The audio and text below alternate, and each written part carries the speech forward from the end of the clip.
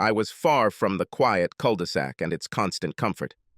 We have 2 garages and matching mailboxes lined neatly along the street, with barbecue grills in each backyard. Typically American, repeating plots of 12 acres with more than nice housewives in every third house, and in the rest, mostly averagely nice. Tonight, I'm walking to Rainbow Row along the Battery on East Bay Street.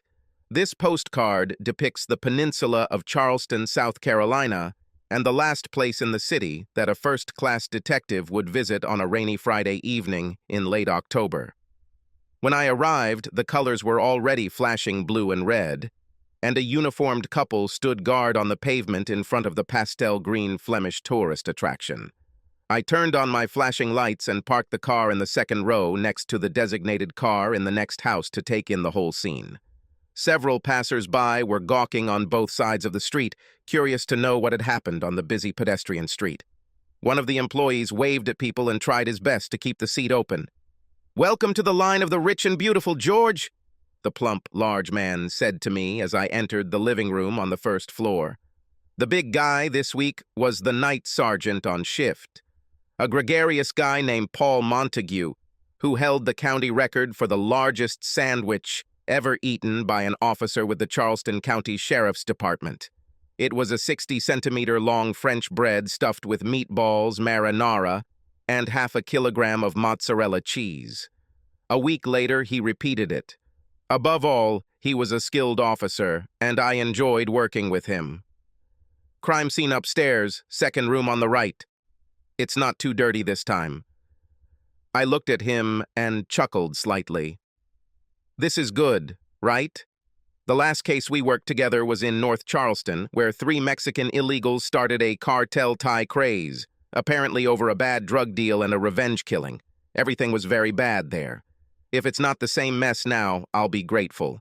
I started up the steps and noticed that a couple of the boards creaked noticeably. When I reached the landing and turned into the hallway, everything seemed to be in its place. But if something was missing, the technicians would sort it out. The door to the room was double, and upon entering, I looked around. 2 victims. Perhaps 2 victims. It could have been either murder or suicide. However, let's go, it's still a double murder. The man lies with his back to the head of the bed, naked, with 2 entrance wounds on his chest, exactly in the middle. The woman lying across his lower torso has 5 entry wounds in the middle of her back and 4 on her buttocks. Some people really didn't like her. Technicians found 12 shell casings, one of which pierced the headboard and embedded itself in the wall behind it. "George, this guy is Carlos Pina, 28 years old, originally from St. Lucia, and working for a construction company in Edisto. He has a wife and, judging by the photos in his wallet, a couple of children. The woman is Lucy Steinman, 39 years old, a socialite in the city, married to Maren Steinman, the official owner of large real estate. We're still trying to find him." "Thank you, Paul. Technicians say the bullets are 9 millimeters, but no weapons were found at the scene, so someone killed them and ran. Is there security in the house?" Paul just shrugged and said that he would find out, but he needed to find his husband in order to gain full access without a warrant. When I looked around the whole scene again, I noticed a yellow silk scarf on the side wall of the room, next to the chest of drawers facing the bed. As I bent down to pick it up, I felt a hit of aroma, familiar and expensive, but I knew what it was: Flower Bomb toilet perfume from Victor and Rolf. I'm familiar with it because I bought this expensive gift for Michelle's birthday a few months ago, along with a collection of silk scarves. Hell of a coincidence. Michelle Rogan was visiting her sister in Savannah and left yesterday morning. So when I turned the key in the front door, I realized the house was empty except for the caretaker, a 40-pound bundle of joy in the shape of Maxwell, our Doberman Pinscher. He was already at the door before I inserted the key into the lock, snorting in anticipation, and when the door opened, he was already sitting on his haunches, waiting for his kiss, and received it. And I returned to the kitchen, throwing the keys and a soft bag on kitchen table. Michelle, like me, was 33 years old. We had no children, but we were fitness enthusiasts trying to achieve the American dream here in this small suburban community north of Mountain Plaisant. This was my first marriage, hers the second, and after 4 years, everything seemed to be looking up. A couple of years ago, Michelle left her job on the Mountain Pleasant Planning Commission and began selling real estate. There's nothing special about it at first glance, but she works with Carol Bigsby for Carter's firm. Carol is the slut next door and has a house down the street. Her husband left her 3 or 4 years ago, taking their 2 children, after he caught her in bed with his boss in the middle of the day. Since then, according to word of mouth, she has slept with many men from a couple of neighboring blocks. I know that word of mouth is not always a reliable thing, but the slut attacked me right in the living room while Michelle was in the shower, jumped on top of me, but fortunately, I was smart enough to easily refuse her. So I have concerns about how Michelle will work with her, especially since the boss is the same one who screwed Carol, which precipitated her divorce. In the end, Michelle won and now sells luxury real estate in Charleston and Kiowa. Her work hours are almost as irregular as mine. I am Detective First Class George Rogan of the South Carolina State Law Enforcement Unit, better known colloquially as OCP, assigned to the investigative service in Charleston. We are called in cases of suspicious death of a foreigner, as is now the case with Carlos Pena, who was a foreigner living in the country legally.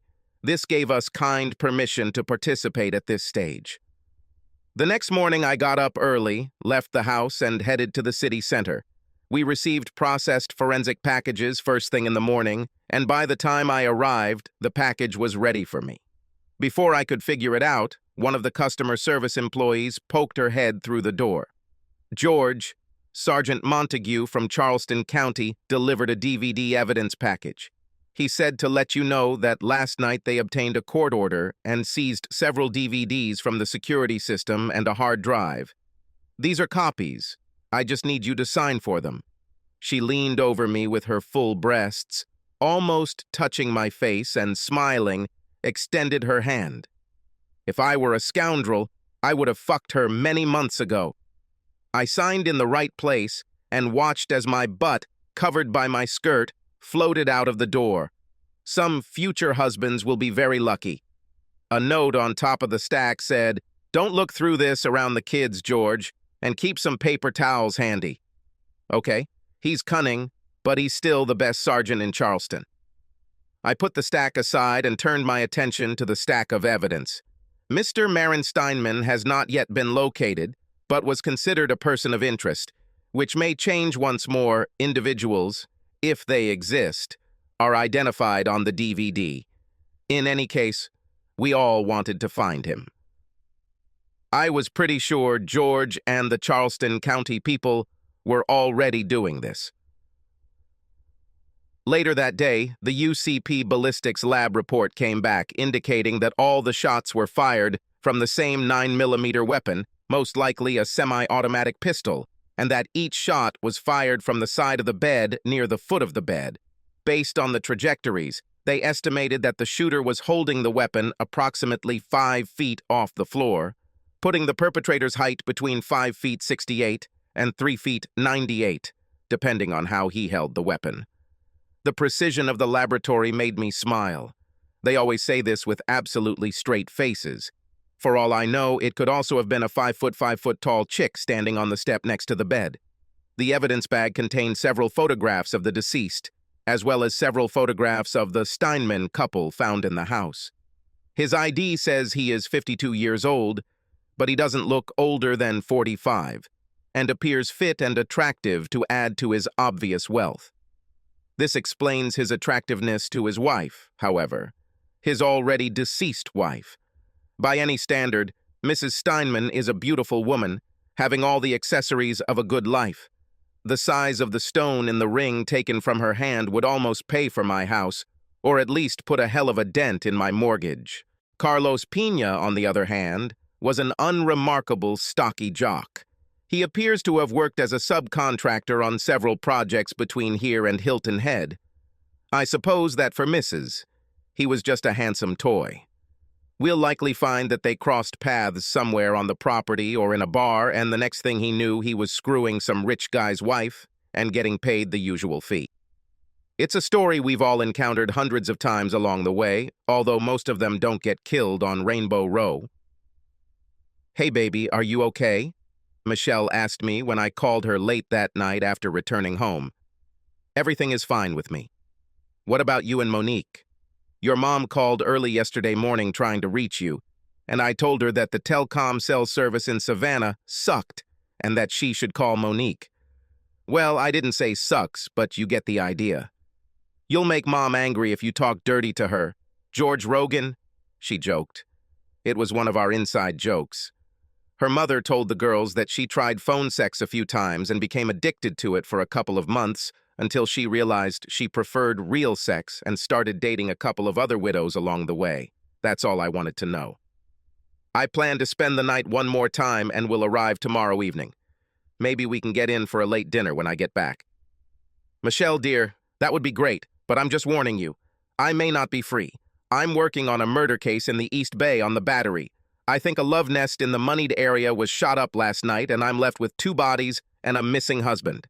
There was a long pause before she answered. For a moment, I thought the call had been interrupted. Oh, this is terrible. Let's hope that we can still achieve this. Listen, I love you, George. See you tomorrow.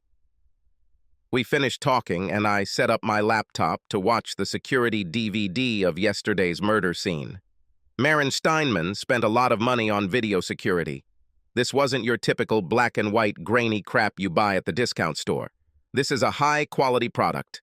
Color, digital, high resolution, with precision zoom, uploaded to a monstrous multi-terabyte drive. He had cameras in all the rooms downstairs and one in the main bedroom and hallway on the 2nd floor, as well as in each hallway on the next 2 floors. I poured myself a light beer and sat back with my headphones in to drown out the background noise. I set the first DVD to start at 9 o'clock in the evening when movement and sound activated the camera at the entrance to the house on the 1st floor. There were 2 victims who came into the house and didn't really hold back their voices. Judging by the sound, both were drunk. They hung around the house, preparing drinks, and a few minutes later, Mrs. Steinman led a clearly grateful Mr. Pia up the stairs to the master bedroom. The main thing in my work is that I need to pay attention to details. This is how we solve most crimes, unless due to the stupidity of the criminals. At least Maren Steinman provided the details with stunning high-definition clarity. Lucy Steinman dropped to her knees and slowly unbuttoned her lover's pants. As the pants and shorts fell around his ankles, it became obvious that Lucy Steinman was a size queen, or at least had become one last night. Watching the video, it was as if I had returned to my student years, when we were all interested in adult films. Now I understood what Paul meant when he said he needed paper towels. I wanted to call him and tell him to stop pleasuring himself, but unfortunately, I knew what was about to happen.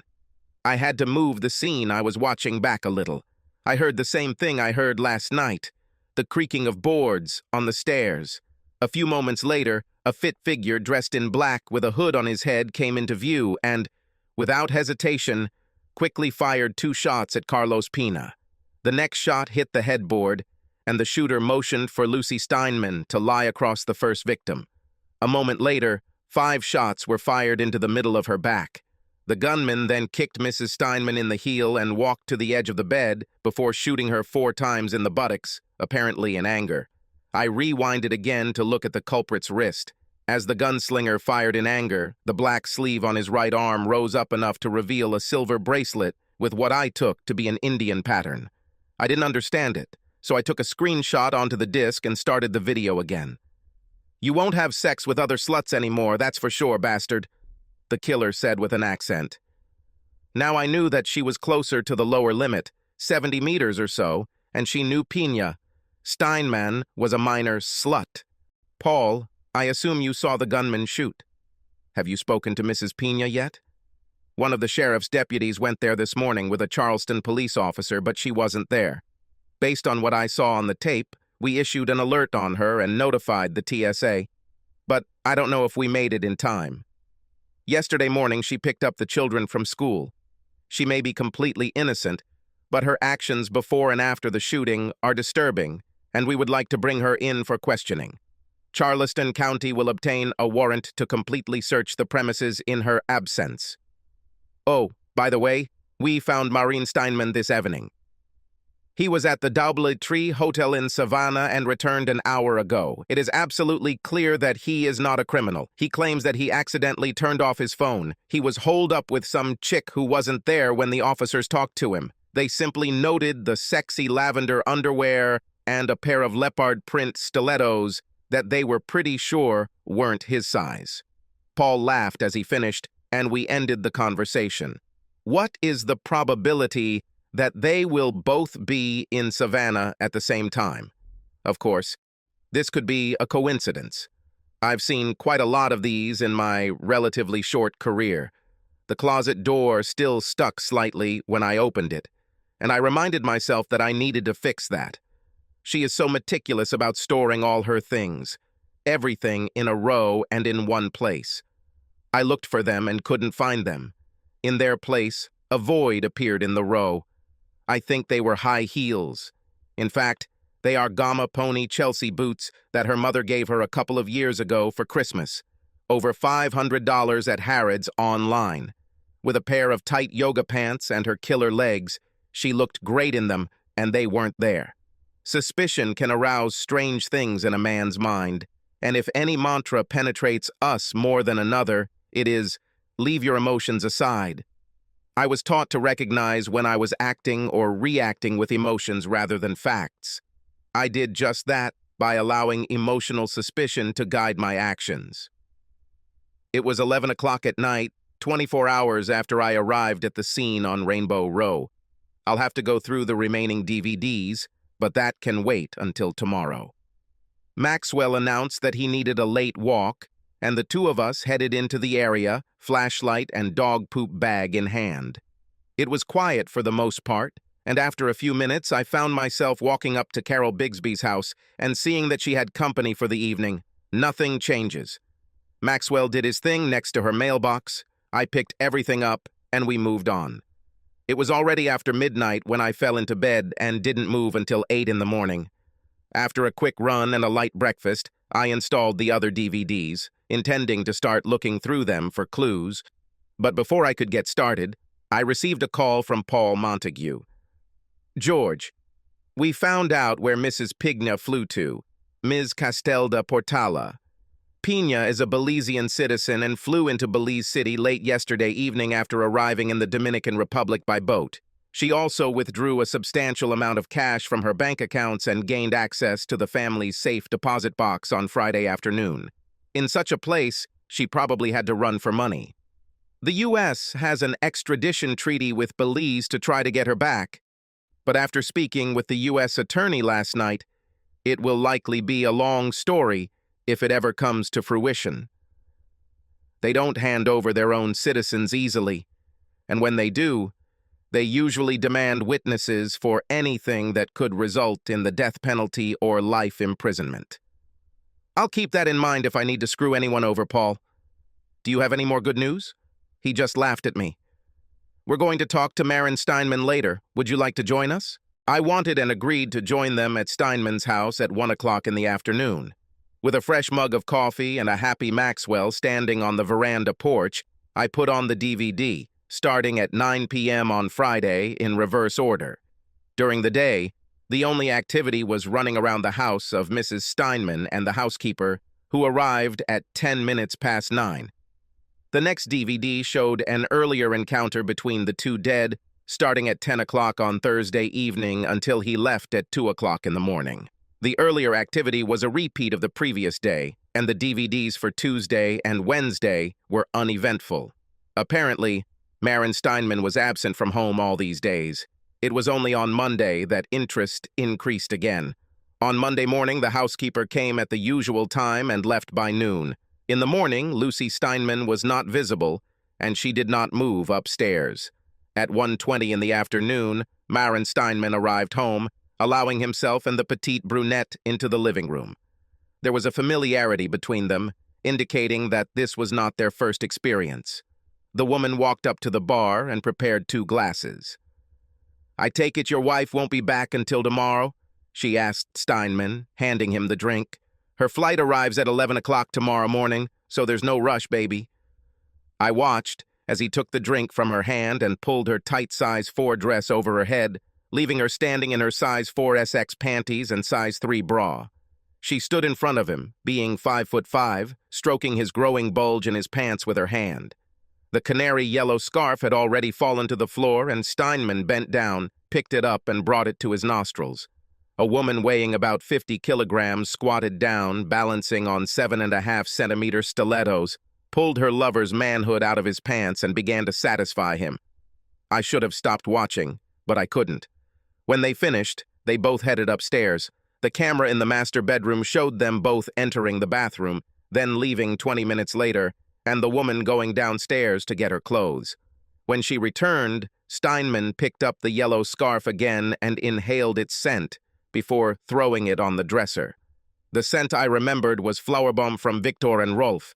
I paused the DVD, went out onto the veranda, and patted my faithful friend. Max, this world is stupid. Trust me. Returning to the DVD, I quickly fast-forwarded through the entire daily life. And at about 9 o'clock in the evening, Steinman and his mistress entered the bedroom and resumed their love affairs from the previous day. I looked for a while and then zoomed in on the tattoo on her right buttock. I had already seen one of these before, and with that I turned off the DVD player and prepared to meet Maren Steinman. The crime scene footage was taken that morning, before we arrived. Paul Montague worked quickly. At lunch, we grabbed a bite to eat at Human's Deli before going to see him, and I brought up my newly discovered problems. Yes, I looked through everything until last Monday. So you know I'll have to talk to her? He asked me. Standard procedure, Paul, I know. Michelle will be back tonight. I'll let her know. After checking our notes, we both headed to Steinman's to meet with another county investigator. Mr. Steinman was waiting for us with his personal attorney. Personally, he was rather unimpressive. Now I could see his years in his face, but he still looked fit and fit. Paul introduced himself, and when we shook hands, I did not see a single hint of recognition. Although I did not expect him to recognize me, we, of course, had never met, and I had never felt that people in such leadership positions pay any attention to ordinary people if they don't want something from them. Paul began the interrogation. Mr. Steinman, let me express our condolences for your loss and assure you that we have invested significant resources to bring this matter to a satisfactory conclusion. Now, as for the victims, your wife and a man named Carlos Pina. Did you know about their romance? Steinman just shook his head. No. Then, it's okay. Regarding Mr. Carlos Pina, have you ever met or perhaps had any dealings with him, his business, or other family members? I don't remember anything, he answered. The big man simply took notes and continued. Okay, now let's go back a few days. You are aware that we have DVDs from your security system that store several days' worth of recordings, right? He nodded in confirmation. Okay, could you tell me the name of the person you entertained in this room on Monday afternoon and evening? Steinman conferred with his attorney and named her. As he did so, Paul stole a concerned look at me, and Steinman caught it. At this point, his lawyer intervened and insisted that no unrelated third parties should participate in this interrogation.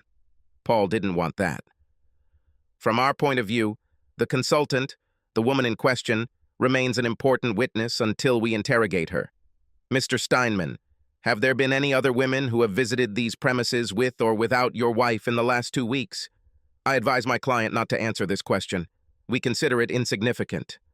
Paul just smiled slightly and pulled out 3 enlarged photographs from his note. Do you recognize the woman in these photographs? Steinman looked for a long time, considering his answer.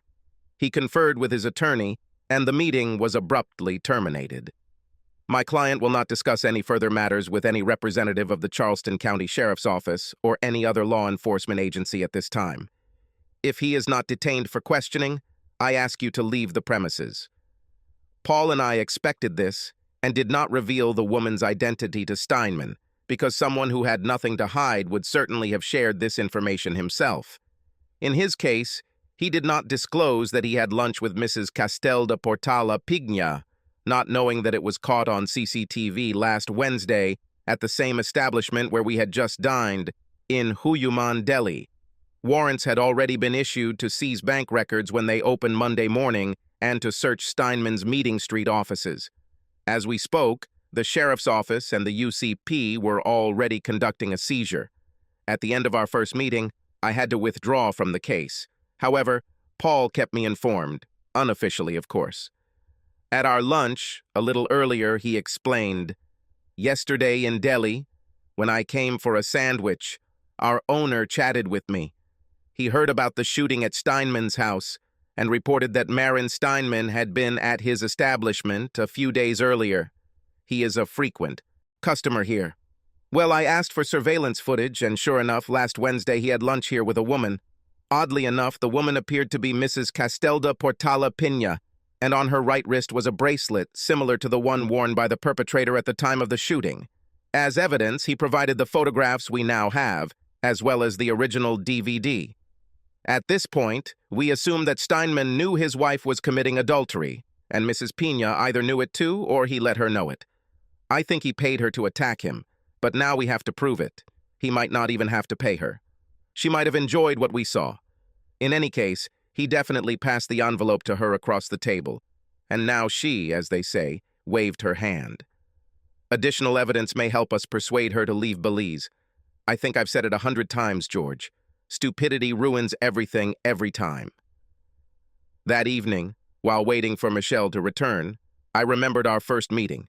She and her sister Monique were Deadhead fans, and we were at the same Phil Lesh and Friends show at the Coliseum. We hit it off right away, and I asked her out that same week. From that moment on, we became something special, and a week later I had the pleasure of enjoying the special talents of her 5'7", 50-kilogram, size 4 body, 4SX panties, and size 3 breasts. I remember the 1973 Grandfather show at Boston Garden was playing in the background, and when we had sex, I came face to face with the amazing American Beauty tattoo on the buttock of her bare butt. This one had perfect detail and color, almost like the album cover.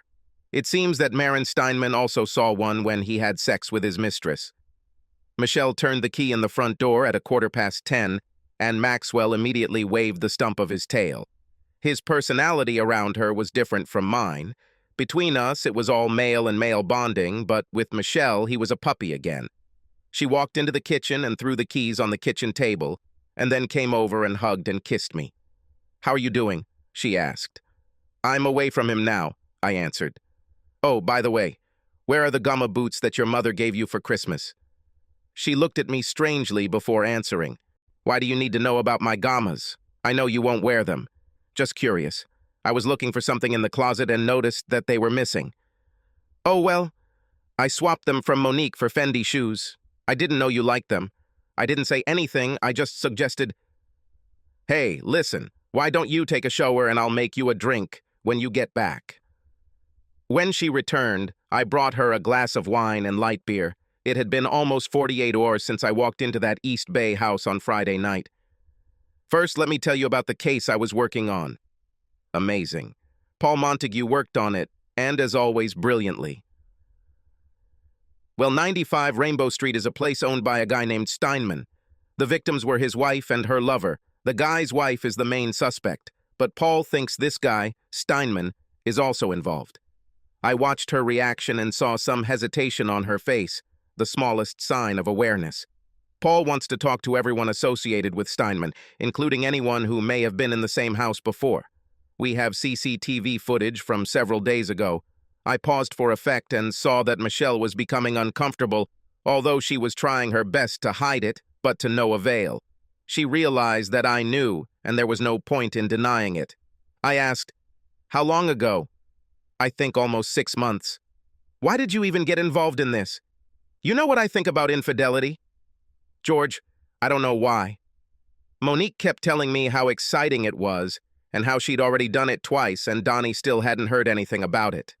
Donnie was Monique's husband, and he sure as hell didn't want to hear that kind of talk about his beloved daughter-in-law. Monique and I have always done everything together since we were little girls. We never had secrets from each other. If she did something, I did the same, and vice versa. If I bought a new dress, so would she.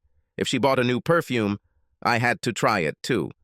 That's why she bought that Victor and Rolf you gave me a few months ago. This is how we have always been. Do you think this is so exciting that you can risk marriage? Now there were tears in her eyes and a photo of an American Beauty tattoo on the right buttock of a very beautiful woman who was very close to me popped up in front of me. Michelle stood up, walked into the kitchen, and pulled out a bag of fruit snacks from the cabinet. When she did, her t-shirt rode up and revealed her firm, naked, and very nice ass. This beautiful ass had an American Beauty tattoo on her left butt cheek, identical to the one her identical twin, Monique, had on her right. Paul will have to talk to her, you understand? She nodded silently, returned to the table, and kissed her husband. Subscribe to our channel so that your second chaff doesn't cheat on you, and go ahead and listen to the next story, because this story is nothing compared to the next one. If you're under 18, don't even think about listening to the next one.